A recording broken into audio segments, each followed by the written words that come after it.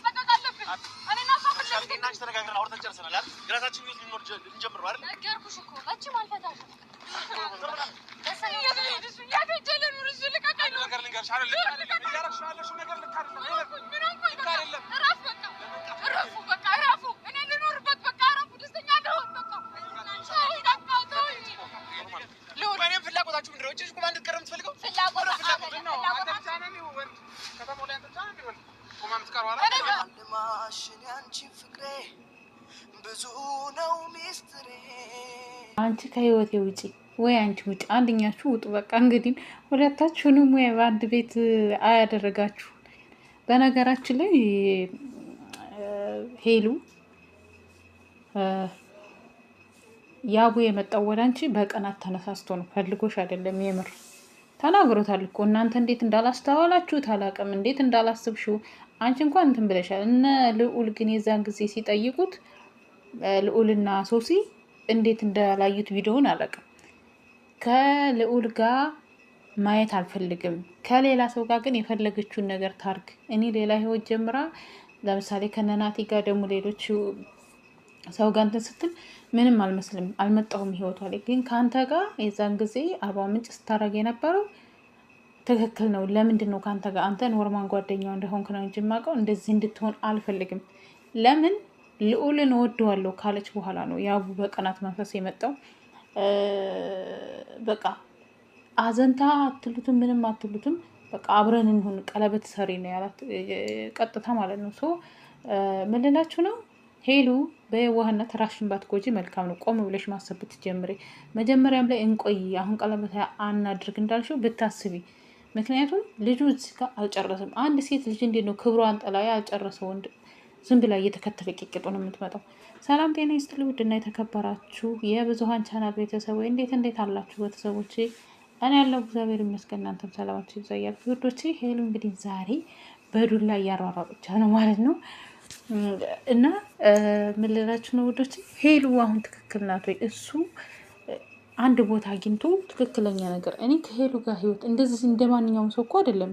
ህይወትና ፍቅር እኮ ይለያያል። ፍቅር ማለት ግን አብዛኛው ሰው እኔ ይቅርታ አድርጉልኝና ውዶች ማለት ነው፣ ፍቅር ማለት ምን እንደሆነ አልገባንም። የሆነ በስሜት ነው እየተነዳን ያለ ነው።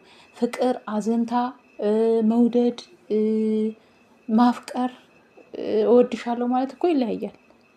እውነቴን ነው የምላችሁ፣ በጣም ትርጉም አለው። የሁሉም እያንዳንዳቸው ትርጉም አላቸው። እና ሄሉ ብትነቂ ነው የምለው። እስኪ እናየው መጨረሻቸው ምንድን።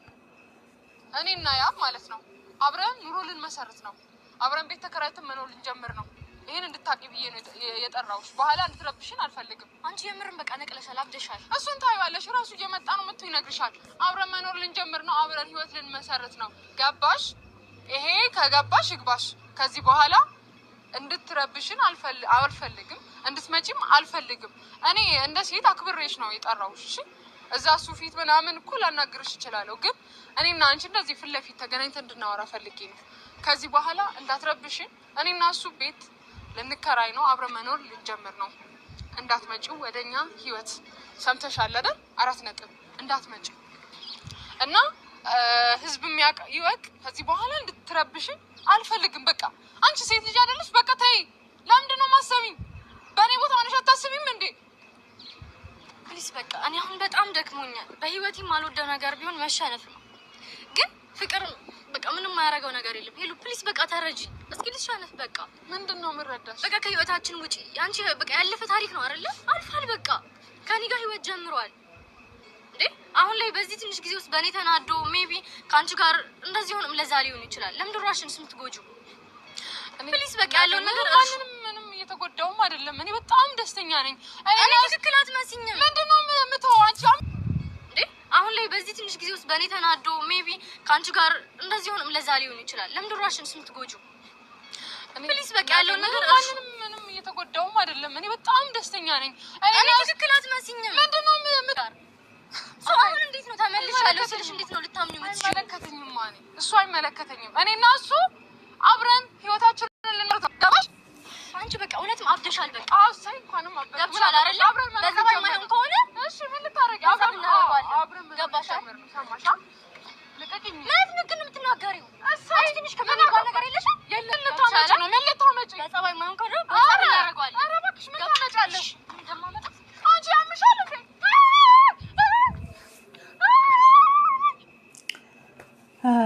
እኔ አንዳንዴ ማለት ነው አሁን ላይ በማያቸው ነገሮች ምናስብኩ መሰላችሁ ውድ ቤተሰቦቼ፣ ድሮ እናት አባቶቻችን ሳያውቁት ሳታውቀው አምጥተው የዳሩ ስትር ብለው ትዳራቸውን የልጅ ልጅ አያት ቅድሚያት ከዛ በላይ ሆነው ነው እንትን። አሁን ግን በቃ ራሳችን የምናመጣው ወድሃለሁ አፈቅርሃለሁ ብለን የምናመጣው መዘዝ ነው ይዞብን እየመጣ ያለው በሴት ላይ ሴት እየደረበ ማለት ነው።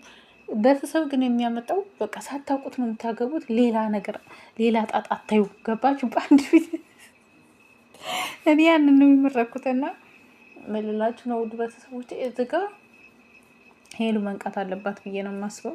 ምክንያቱም ሄሉ ያቡ ራሱ ልጅቷን ለምቀጥሮ በስነ ስርዓት ቁጭ ብሎ ቤት አብረው መኖር ከጀመሩ ደግሞ ልጅቷ ተንኮል ካሰበች እኮ ከሷ ጋር አንድ ሰው እኮ የራሱ አንድ ቀን አይደለም 6 ወር ጊዜ ይቅርና አንድ ቀን 1 ሰዓት ዋጋ አላት። ታውቃላችሁ አይደል? በጊዜያችሁ ላይ እና በእድሜያችሁ ላይ የሚቀድሰው ዋጋ አላት። ስለዚህ እኔ ካንቺ ጋር ነግሬሻለሁ እኮ ብሎ እንደሚለው አይደለም እንዴ። የሱ ህይወት ዋጋ እንዳለ የልጅቱ ዋጋ አለው። የሁሉም ሰው ዋጋ አለው። ሰዓት ራሱ አይደለም ወራቶች ማለት ነው። ሶ በትክክል ቁጭ አድርጎ አንቺ እንደዚህ አድርገሻል። ጥፋቱ ደግሞ የሱ ነው። የሱ ጥፋት አለበት እኮ የልጅቷ ጥፋት አይደለም። ሶ ይሄ ነው ብሎ እኔ ከሄሎ ጋር ህይወቴ መርጫለሁ ብሎ ወደ ሄሎ መንጣት አለበት ብዬ ነው የማስበው እንጂ ዝም ብሎ እንደ ዕቃ ይሆናል አይደል? ተጠቅማችሁበት ምናምን ሲያልቅ ዝም ብላችሁ ውርውር የምታረጉታል። ልጅቷ እንደዛ ነው ያደረጋት አሁን ይችል ልጅ ማለት ነው። ሶ አንዳንዶቻችሁ ደግሞ ያውና ሄሎ ወደፊት ትላላችሁ። ያውና ሄሎ ማንም አብረው ቢሆኑ አይጠላም። ግን እንደ ሴት ልጅ ደግሞ ሴት ነን። ይችኛዋን ልጅም ሄሉም ላይ እዚችኛዋም ልጅ እንዲጫወትባት እኔ አልፈልግም በራሴ ማለት ነው። ሶ እሱ የራሱን ነገር ከህይወት ጋር ህይወቴን መኖር የምፈልገው ከሄሉ ጋር ነው። አንቺ በቃ ዝጋ ይበቃል፣ የራስሽን ህይወት ምሪ ቢላት እንደ ሴት ልጅ የራሷ ክብር አላት፣ የራሷ እንትን አላት እኮ ምንም ቢሆን ማለት ነው። ሶ እኔ እንደነገርኳችሁ ከልጅቷ ጋር ስላልጨረስን የባለፈውንም እኮ መጀመሪያ ቀለበት ሲያስረላት በፊት ጨርሻለሁ ከሷ ጋር ምንም ነገር የለንም ብሎ ነው።